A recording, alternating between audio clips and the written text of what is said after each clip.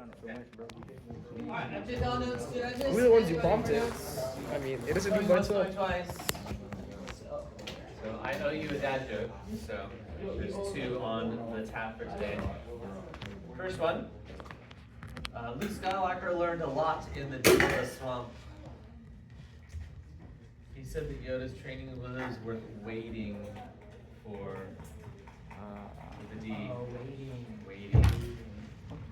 You wade through the water. You wade through the swamp. Yes. Yes. Next question. What is R2D2 short for? What is R2D2 short for? Robot of destruction. Robot to destroy. Robotic. Two robotic destroying systems. He has stubby legs. Oh. He's short because he's got stubby legs. Oh, what is R2D2 short for? Not Oh. what does the acronym stand for? Yeah. But why is R2D2 short? It's just asking why is he short in general. Yes. Doesn't have legs at all. It doesn't don't use it. That's right. He rolls.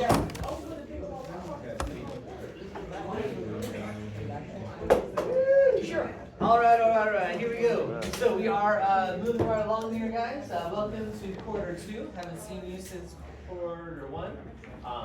So of course we only had one B-Day class last week. But we got 3 of them today. Or this week's today. That doesn't make sense. Remember for today, your research design portion of your IAs are due. So feel free to upload in Focus or send me an email. Something, somehow, or if it's on paper, you can turn it like in our as well. intro. But that should be turned in by the end of class today. Yes. So, I see that I've already received some, so excellent job. After this, we should be working on our data, like analyzing our data, getting it nice in tables or graphs, and doing uncertainties with our data and things like that. Okay. Remember, for everything that you measure, whether it comes from your actual own experiment or somewhere online, everything's got uncertainties. Nothing is perfectly exact. And if you process that data, if you take averages, if you put it through an equation, if you graph it, if you find the slope of the line of best fit, whatever it is, uncertainties should be followed or should be carried through into whatever it is that you use to analyze your data. Okay, so, but remember, short and sweet is the name of the game in terms of your data. You should not be putting in like pages and pages of tables of data in your IA. If you want to include that as an appendix at the end, you are more than welcome to. You do not need to give us your raw, unfiltered data. Okay. So, I think the next checkpoint is in 2 weeks. So that's what you should be working on from here on out after our research design is due today. Yes, and if I'm not mistaken, the final, or the rough draft of the whole thing should be due right before Thanksgiving. Let me check the rooms here, because it's all on rooms. Nothing has changed yet. We haven't had any storm days yet to mess things up. Maybe we'll have some in October, who knows? We do have something brewing in the Caribbean, but at this point it is way too early to tell. What? I heard that we're probably going to have the 10th and 11th off of November for Labor Day. So looking at the district calendar, the 10th is a weather day, the 11th is an official day off due to Veterans Day. It is a 4-day weekend, yes. Yep. You just gotta make it. Unless we have a storm between now and then. Yeah, nice 4-day weekend. Do you guys march odd feathers Alright, today yes, or so- weekend though? Your rough draft, actually, I think. no, my bad. So the next checkpoint is in 2 weeks. It's on November 3rd. It's crazy that November is in 2 weeks.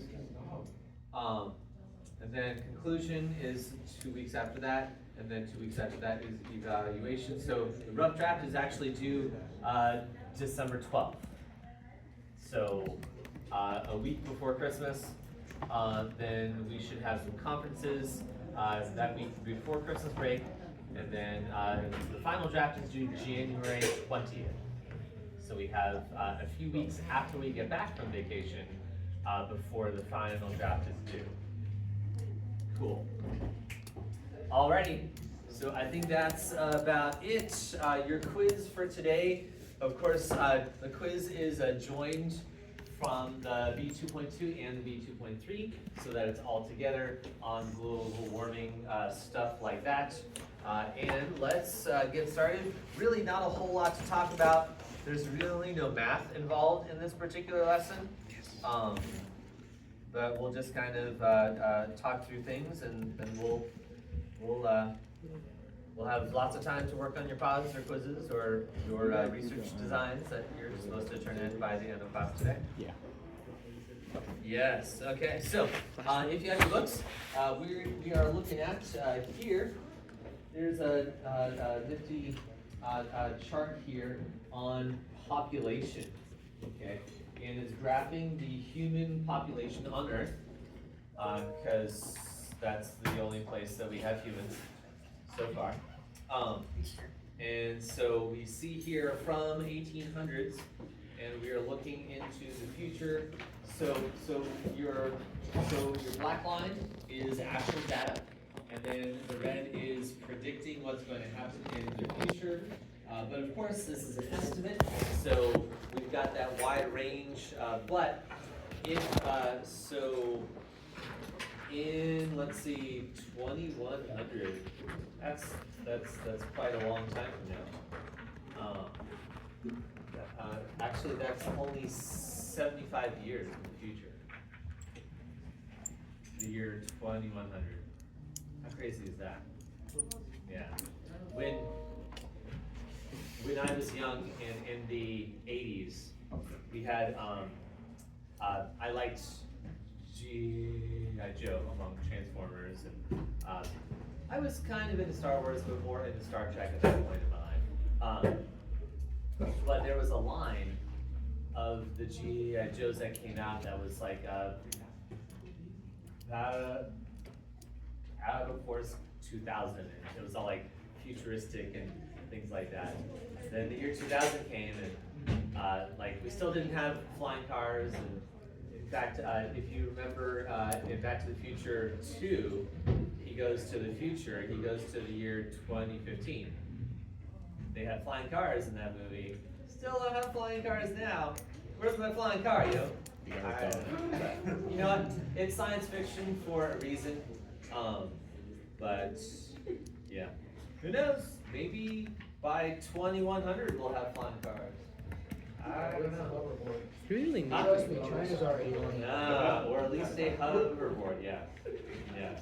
Although we do have those nifty little skateboard things that just kind of go by itself and you just stay upright. What are those called? No. It has a wheel, but it balances itself. Huh? It has like a wheel, but like you lean forward. Oh yeah, it's called like a Segway, but I thought a Segway had like the stick that you held onto. I think it's. There's the thing where it's just like a little platform. They call it hoverboard, with don't the they? two I wheels. don't know what it's called. Oh, okay. Yeah, those. So that's called a hoverboard, but it doesn't hover. It's actually, It yeah, balances. that makes It sense. should be a balance board. It feels like you're hovering. It seems like. Okay, alright, I'll give you that. I guess they needed the hoverboard by 2015 to something. When are we gonna get auto lace shoes?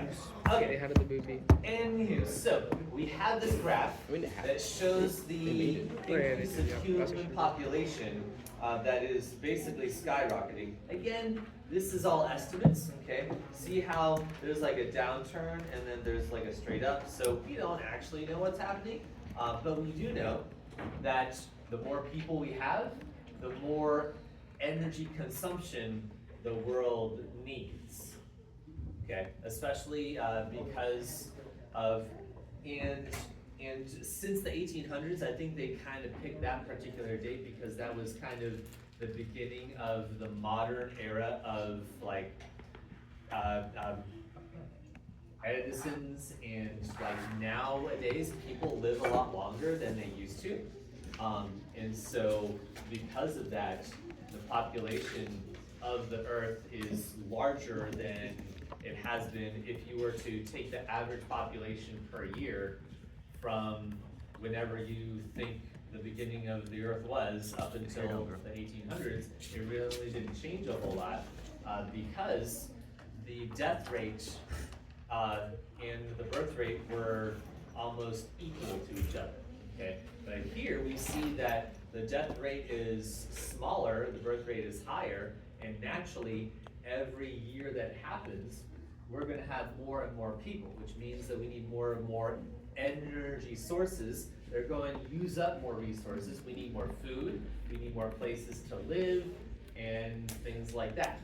So that's why we continually see, at least in growing areas like Jacksonville happens to be a really hot place for growth and housing. People just want to come here, and so you constantly see new apartment buildings being built and new schools being built, and it just expands and gets bigger and takes up more land. So those things are kind of tied into this idea of, okay, well, what are we doing to the environment because there's just so many people on the earth, okay? Of course, there are those that think of the Thanos mindset, okay? That, well, I get there's too that. many people, right? So the proper thing to do would be to let some of the people die so that others could have the chance to live, that sort of thing. But that really gets into an icky ethical, question and stuff like, okay, well, who chooses, right? Different countries.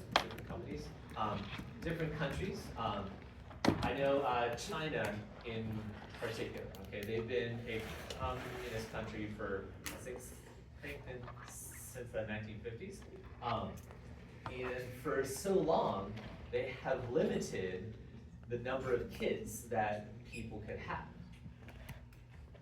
So That's what I would do. yeah, and in different stages of history, you might read how there are different population controls for different societies, like the Greeks, the Romans.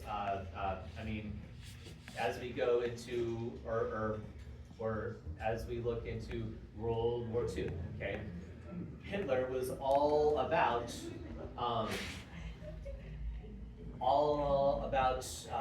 saving the world for Germans, specifically people that were blonde hair, blue eyes, light skin, that sort of thing, because he thought that that was the superior race or the superior people on Earth. And so his job, based on his thinking, was to get rid of the other people that were inferior so that the superior race could have enough resources and have enough food and have enough room to grow and thrive. Okay? Now, I'm sure that most people, most societies nowadays would be of the mindset, well, we need to let all people live, right? Because that's the only proper moral, ethical thing to do. There are some people that think, well, old people, okay, old people are perhaps a drain to society. Like because they need a lot of care, they need a lot of ethical services. We need to have, nurses and people to help take care of them in nursing homes. So there's the idea that some people have, I'm not sure exactly who, but I'm sure it's out there, that, okay, well, what if we just cut off the care for old people? Like, choose an age and say, all right, well, if you're this age or older, good luck. But we're not going to help you as a government or as a society anymore, okay? That would effectively decrease the population and free up more resources. So lots of interesting things to think about here, not only with the resources for our planet and trying to take care of those, but who uses up those resources. And then we also could take it into conversation like country versus country, like we're a first world country, but what about the third world countries? Okay, shouldn't we be sharing our resources with those that are less fortunate? And so there's that idea as well. So lots of different things here. Not really physicsy related, but it's good to kind of think about, okay, what are the reasonings that people might have to do the things with the resources that they're doing, okay? So, let's continue. So, as the Earth gets more and more populated with humans, of course, we're going to need more resources. And if we rely on fossil fuels, so that would be coal, petroleum, coal, I guess coal wood was what I said to begin with, gases like propane and things like that, all of those things are fossil fuels, okay? But we have to find those. We have to dig them up, we have to mine, we have to dig for the gas stuff, and eventually those resources should run out. So the idea here is, okay, well, if we continue to use them in the manner that we have been, at the rate, assuming that the population is going to need more and more and more, eventually the idea here is we are going to run out, okay? Now, I don't know exactly how much stuff is in the Earth, because the Earth is pretty big, okay? But we have to consider also the whole, okay, well, how do we get these things? You might have heard sometime in the news, in talking politics especially, not really a big issue for the last election cycle, but I think for the former two election cycles, for the 2016 and the 2020, fracking was a big thing. Okay, do you know what fracking is? Yeah. So basically, fracking is a process that you shoot high pressurized liquid into rocks, and it basically shatters them, or it breaks them apart. It allows the steam, basically. So you shoot hot water, making steam. The steam expands the small cracks inside rocks, and it makes them break apart, and it allows the easier drilling for oil and for the natural gas, that sort of thing, okay?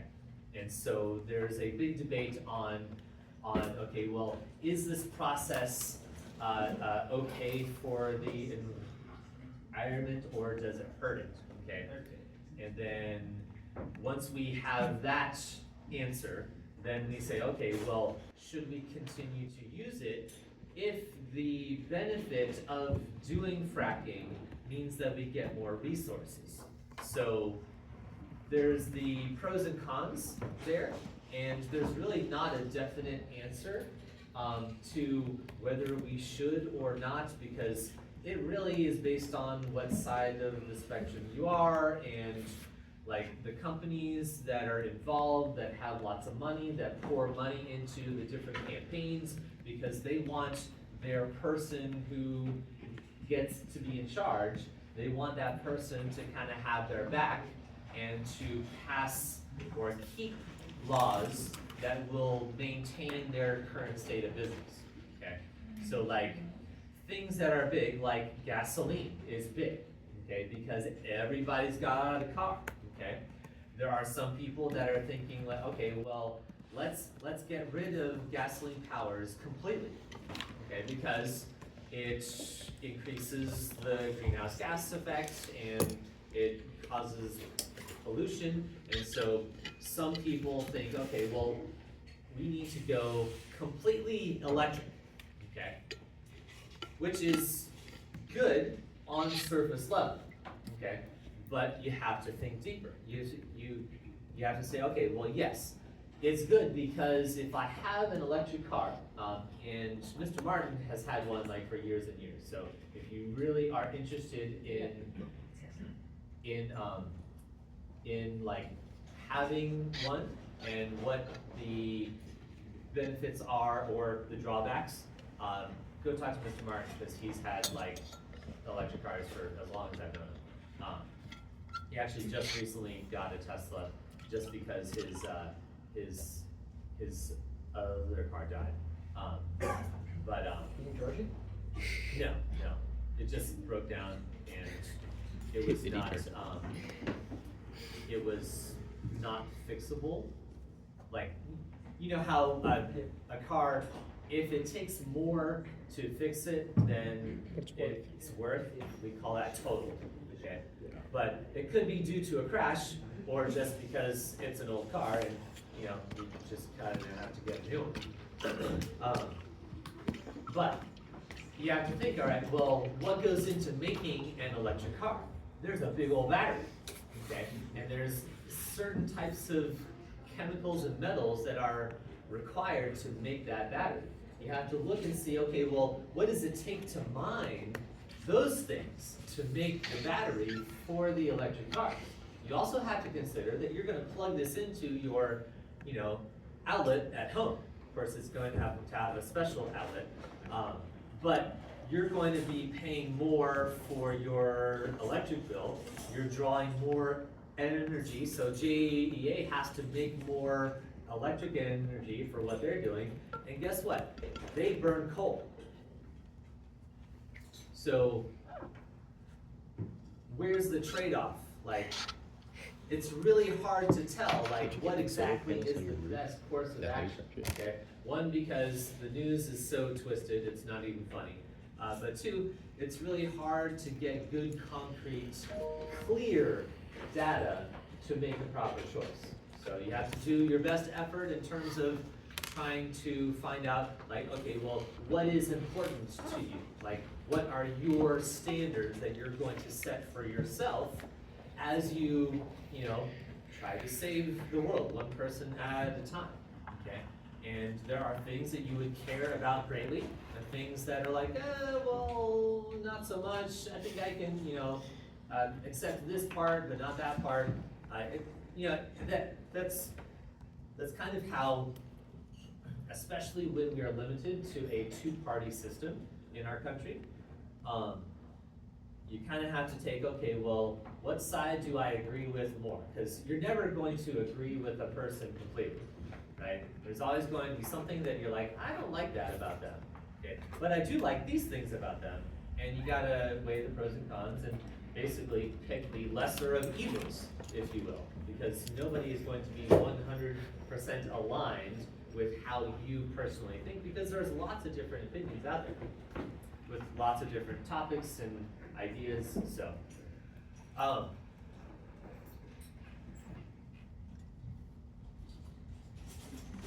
gonna go back to my book. Cool. Okay, so let's see, what else do we need to talk about? We got some cool graphs here. There's a graph on page 228 we have so it's weird. It says the difference from 20th century average temperature. So basically taking the 1900s, which is the middle of this graph, okay? Because the 1900s is the 20th century. And so we're living in the 2000s, so that would be the 21st century. So ignoring the middle part, but looking at the left side and the right side. So we can see that the average, so we've got on the left-hand side, we have the average temperature. Hold on, there's two things. There's the bar graph, and then there's this red line here. Let me see, does it say correlating concentration? So I'm assuming the bar graph, although it's not exactly clear here. It looks like the bar graph part is the difference from the average temperature. And so each year is gonna, fluctuate there. But the carbon dioxide concentration, that's parts per million, that's what ppm stands for, has had a steady increase. Now, again, coming from the late 1800s, this is where the industrial age really starts to kick off. Factories, machines, things that are fuel powered are now cranking out like huge amounts of gases, and so that's why we see an uptake here, and that's why we don't really have the rest of the historical data, because this is really where it starts to change based on factories and human involvement here, okay? So we see that there is a correlation. Now remember, correlation does not necessarily mean causation, right? Yes. Okay, but we do see that both of these things are happening at the same time. So even if they are not linked, like causally? Yeah. By cause, like one causes the other, both of them might be caused by something else, but both of them are happening at the same time. We see that the average temperature is increasing, as well as the average concentration of carbon dioxide, which is one of our 4 main greenhouse gases. Those are increasing. So as the carbon dioxide increases in the atmosphere, the greenhouse effect becomes enhanced or increased, which means that it's keeping more heat in the Earth blanket than it used to, which means that overall the Earth should be getting warmer based on the energy flow chart that we talked about last class. All right, so we've got some interesting graphs on page 229. We've got a green and a purple graph here. So the green says the temperature change, the purple is the carbon dioxide. So kind of a different way of viewing this first part, but this is talking about thousands of years ago, okay? Now, you might be asking, well, how do we get data from thousands of years ago? There are some people who have been drilling ice. So like, they take samples of ice, and based on how deep that ice is, then they will determine how long ago in Earth history that happens to be, okay? Again, this is based on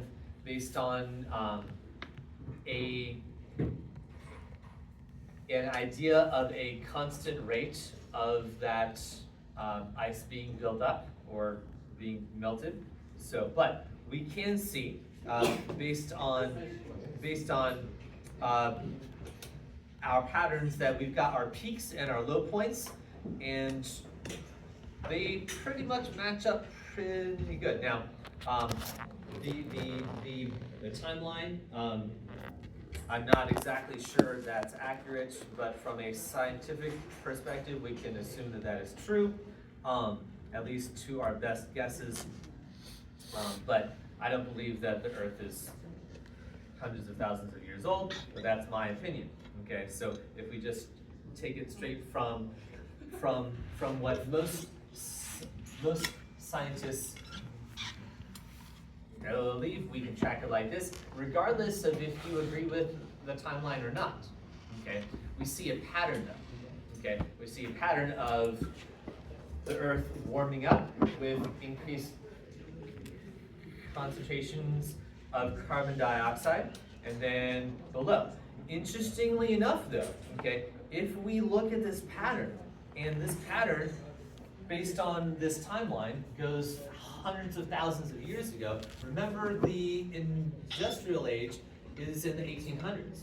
That's only 200-300 years ago. So we're talking about thousands and thousands of years, assuming that this is right. So this kind of shows that the Earth does have cycles in it, right? That sometimes the Earth warms up, and it just so happens to match with increased carbon dioxide. Now, there were no factories, not that we know of. Maybe, I don't know. But something has caused increased concentrations in carbon dioxide and caused an increase in temperatures of the Earth history. But again, as we can see, it goes in a cycle. So the real question, going back to what we were kind of talking about last class, is, well, if the Earth goes in cycles, as we see, what's the current cycle? Like, is it like really, really extreme? Okay, and again, is mankind assisting in inflating this cycle, or is it just part of the Earth's natural processes of getting warmer, getting colder? It is unclear. Okay, so you will have to judge that for yourself. But we have data that says, hey, this definitely goes in cycles, so I don't know. Go ahead. So then, okay, if we have the issue of global warming, but there are like spikes and low points, does that mean that the Earth has like moments of it cooling? Oh yeah, yeah, absolutely. Yep. So now, if you look at this particular graph here, okay, you can see how wide these times of, a lot hotter or a lot cooler are. Based on this graph, it looks like there is some warm time of about 25,000 years. Like, there's a block of that long, based on this graph, okay, that it is warmer than typical, okay? So, again, we have to think about, all right, well, is what we're in right now, okay, just one of those typically high spots? Is it our fault? Is it not? I don't know. I don't know. It's hard to tell. Now, the problem with looking at and taking this data and doing things with it, like making policies and making laws and things like that, is that we are looking at, so we're trying to change things for the future. Now, we don't know how long is it going to take to fix what we think we've messed up. But there are definitely some people that think, well, if we do nothing, it's just going to continue to get worse. So we have to do at least something to try to slow things down. Even if we can't stop things, at least we can try to slow things down so that, our children and our grandchildren can have a nice place to live as well, just like we live in a nice planet.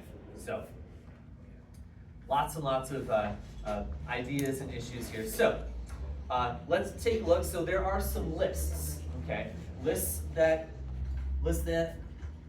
I give you in the book, and on the paper too, which is where you write in stuff.